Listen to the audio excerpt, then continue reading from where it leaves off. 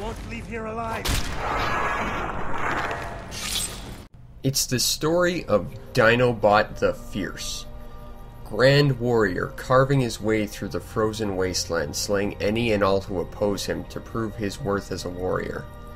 Perhaps it's the story of the Jackal, a thief who had shown his prowess by stealing literally everything in all the land. Or perhaps it's the story of Gonad, the random Yabo who stumbled upon the lands of Skyrim, on a quest to see how many different ways the gods may have bollocksed up his perception of a consistent reality. Or alternatively, it's the story about some guy who goes by the title of Dragonborn, who's out to kill every dragon ever using their own powers.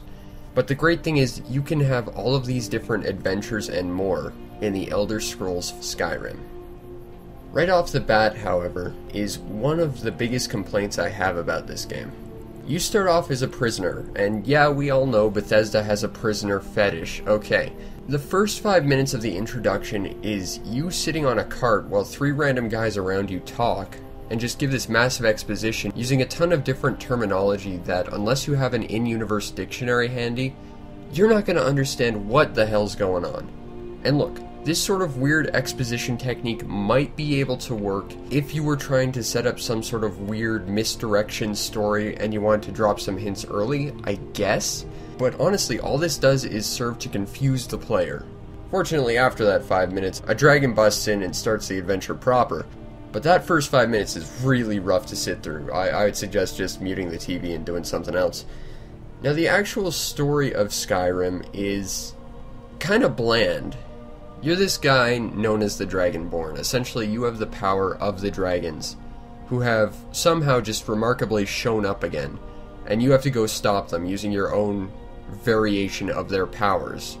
And you go around collecting all these different shouts and learning how to use them, and that's cool, but honestly, I felt that the main overarching story about you trying to kill this super dragon who's come back to be rather bland. I had a hell of a lot more fun just creating my own story. Saying, screw that story, I'm gonna go to the other side of the world and not come back until I loot everything and put a bucket on every NPC's head.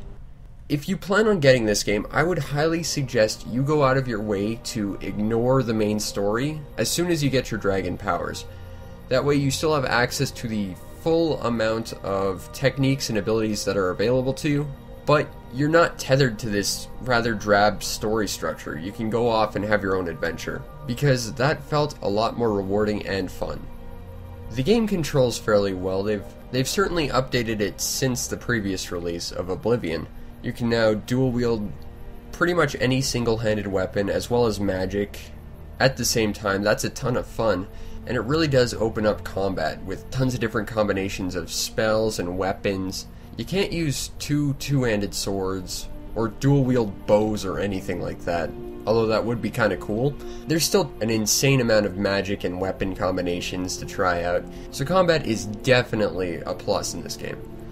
As is the exploration. This world is huge. There's tons of stuff to find in it. But, and this leads me to really my only other complaint about this game, like every other Bethesda open-world game, it's a game world the size of an ocean but the depth of a puddle. Often, excluding the large hub cities, you'll end up going to a location, maybe picking up a quest or two, looting everything that isn't nailed down and on fire, and then you're never coming back. And I understand that you can only fit so much on one disc, but it makes the world feel incredibly shallow. Seeing all these different spots on the map that I've only had to go to once just to check it off my map because there was no relevance in any quest ever to go there. But it's a huge map with a ton of stuff to see and do. The soundtrack is appropriate. When you're just walking around outside, it's usually mostly ambient nature sounds. Occasionally there'll be a very soft song playing in the background just to emphasize the serenity of the situation. But once you enter combat, the soundtrack takes a massively bombastic turn and it just makes you feel awesome. There's tons of different stuff to see and collect. There's thousands of NPCs, thousands of different items to find, and a bunch of really cool side quests involving all the guilds. I was a little bit disappointed with the Dark Brotherhood though. I mean, in Oblivion it was mostly sort of a assignment by assignment assassination mission, where you have to try and make your target look like they died in the most elaborate accident possible, and that was a ton of fun to do. In this one, there's still a little bit of that, but it's really more centered around the Dark Brotherhood as a whole, and the situation it's sort of devolved into. And I honestly didn't find that as fun or interesting. That said, the companions were great, the thieves were just as fantastic as ever. The mages were... well, they were mages. I honestly didn't care for them, but I didn't care for them in Oblivion either. I love the side quest stuff, and that's a fun way to augment your story. But it all comes back to that.